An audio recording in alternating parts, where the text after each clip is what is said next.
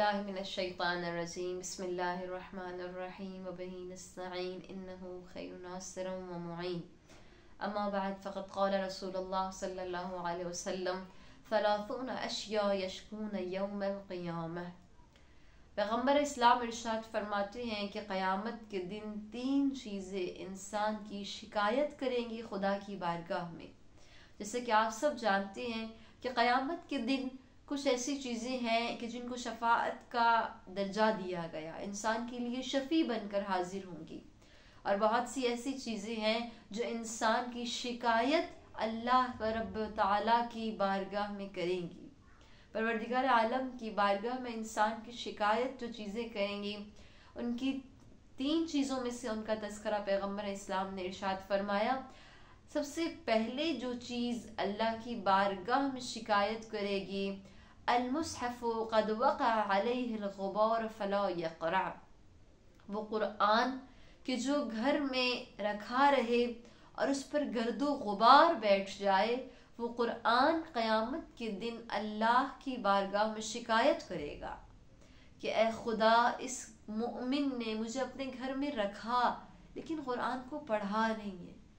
ہم نے قرآن کو صرف تب اٹھانا ہوتا ہے کہ جب ہماری بیٹیوں کی شادی ہوتی ہے، رخصتی کے وقت سروں سے قرآن گزار لیتی ہیں، اور واقعی وہ سر سے گزر جاتا ہے، اس پر عمل نہیں ہوتا۔ ماں باپ یہ نہیں سکھا کر بھیجتے بیٹیوں کو کہ بیٹا آپ نے اس قرآن پر عمل بھی کرنا ہے، کہ جس قرآن کے سائے سے آپ کو گزار رہے ہیں، اس قرآن کو کبھی کھول کر اپنی بیٹیوں کو بتایا ہے کہ اس میں لکھا کیا ہے، یا صرف 20-25 سال جیسی تربیت کی اور آخر میں قرآن سر سے گزار دیا۔ ایسا نہیں ہونا چاہیے۔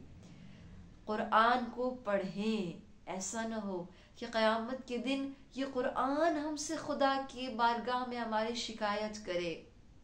اور آپ کو پتہ ہے حدیث میں ہے کہ پیغمبر اسلام فرماتے ہیں قرآن شافع المشفع ہے، جو چیزیں قیامت کے دن شفاء کریں گی، جو شفاعت کریں گی انسانوں کی، ان میں سے سب سے بڑی چیز جو ہے، جیسے اہل بیت بہت بڑے شفیع ہیں، اسی طرح قرآن بہت بڑا شفیع ہوگا قیامت کے دن۔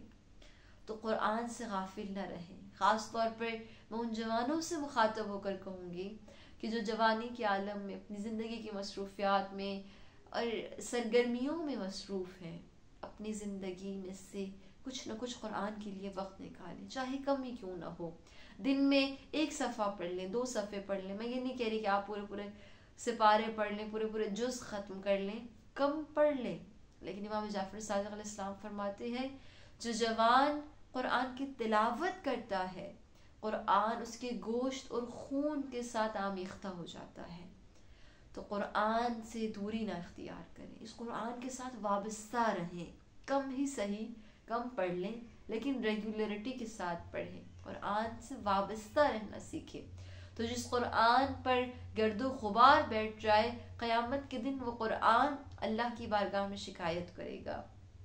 دوسری چیز پیغمبر اسلام ارشاد فرماتے ہیں مسجد خراب لا یصلیھا فیہ، وہ مسجد کہ جو خراب ہو چکی ہے۔ خراب کا مطلب وہ نہیں ہے جو ہم اردو میں استعمال کرتے ہیں، خراب کا مطلب یہ ہوتا ہے کہ وہ مسجد جس میں نماز ادا نہ کی جائے، جو مسجد نمازیوں سے خالی ہو، اسے خراب مسجد کہا جاتا ہے۔ اب چاہے وہ جتنی خوبصورت نہیں بنی ہوئی، بہت خوبصورت ہے لیکن اس میں نمازی اگر نہیں ہے تو مسجد ایک خراب مسجد ہے، وہاں پر کوئی نماز پڑھنے والا نہیں۔ اگر کوئی کچی مسجد بھی ہے، اس میں نمازی آتے ہیں، تو وہ مسجد خراب نہیں، آباد مسجد کہلائے گی۔ فرمایا دوسری چیز جو شکایت کرے گی اللہ کی بارگاہ میں، وہ مسجد ہے کہ جس میں کوئی نمازی نہیں آتا نماز پڑھنے کے لیے۔ اور ہمیں حدیث میں ملتا ہے کہ جس مومن کا گھر مسجد کے قریب ہو، اس پر ضروری ہے، واجب ہے کہ اس کی نماز ہی مسجد میں ہوتی ہے، وہ نماز کو مسجد میں ادا کرے۔ ہمارے معاشرے میں آہستہ آہستہ یہ چیزیں کم ہوتے ہوتے ختم ہوتی جا رہی ہیں۔ مسجدوں میں کون نظر آتے ہیں؟ بوڑھے بزرگ نظر آتے ہیں کہ جب بس زندگی کا 60-70 سال عمر گزر گئی، اب جاتے ہیں مسجد میں اور نمازیں پڑھ رہے ہیں اور مسجد میں جا کر اپنی زندگی کے آخری سال گزارتے ہیں۔ ایسے نہیں ہونا چاہیے۔ ہمارے جوانوں کو چاہیے وہ مسجدوں سے جڑے رہیں، مسجدوں سے وابستہ رہیں۔ کسی نے مولا علیہ السلام سے سوال کیا، مولا یہ بتائیے کہ آپ کو جنت میں بیٹھنا زیادہ پسند ہے یا مسجد میں بیٹھنا؟ تو میرے مولا نے ارشاد فرمایا کہ مجھے مسجد میں بیٹھنا زیادہ پسند ہے جنت میں بیٹھنے سے. تو سوال کیا مولا کیوں؟ جنت میں اتنی نعمتیں، آپ کو مسجد میں بیٹھنا زیادہ پسند ہے. تو میرے مولا نے ارشاد فرمایا کیونکہ جنت میں اگر بیٹھوں گا تو میرا نفس راضی ہوگا، اور اگر میں مسجد میں بیٹھوں گا تو میرا رب راضی ہوگا. اور علی نے کبھی اپنے نفس کو اپنے رب پر ترجیح نہیں دی. علی وہاں بیٹھے گا جہاں اس کا رب اس سے راضی ہوگا. تو کوشش کریں اپنی زندگیوں میں، خاص طور پر مرد حضرات، مسجدوں میں جا کر اپنی نمازوں کو ادا کر. اگر روزانہ نہیں جا سکتے تو ہفتے میں 2 سے 3 بار ہی وقت نکال کر مسجد میں جا کر نماز کو ادا کیا کریں، مسجدوں کو آباد کریں، کیونکہ یہ مسجدیں قیامت کے دن اللہ کی بارگاہ میں ہماری شکایت کریں گی. تیسری چیز مولا نے فرمایا عالم یسأل ولا یسأل حرام ولا حلال. وہ عالم کہ جس سے لوگ سوال نہیں کرتے حلال و حرام کا، وہ عالم برحق کہ جس کے پاس لوگ نہیں جاتے، سوال نہیں کرتے. اکثر آج کے دور میں اگر ہم معاشرے کی طرف نظر دیکھیں، فتنہ و فساد کی اتنی فضا پھیل گئی ہے کہ لوگ دین کا علم بھی غیر عالم سے سیکھ رہے ہیں. لوگ دین غیر پروفیشنل انسان سے. آپ اگر بیمار ہو جائیں تو آپ ڈاکٹر کے پاس جائیں گے. آپ اگر اپنے گھر بنانا ہوگا تو آپ میپ کے لیے انجینئر کے پاس جاتے ہیں. آپ ہر چیز کو اس سے ریلیٹڈ انسان کے پاس جاتے ہیں. تو جب دین کی بات آتی ہے تو کیوں ایک دیندار انسان کے پاس نہیں جاتے؟ کیوں عالم کی طرف رجوع نہیں کرتے؟ دین کو حاصل کرنے کے لیے ہمیں عالم کی طرف رجوع کرنا چاہیے. تو فرمایا وہ عالم کے جس سے لوگ سوال نہ کریں، وہ بھی قیامت کے دن اللہ کی بارگاہ میں شکایت کرے گا.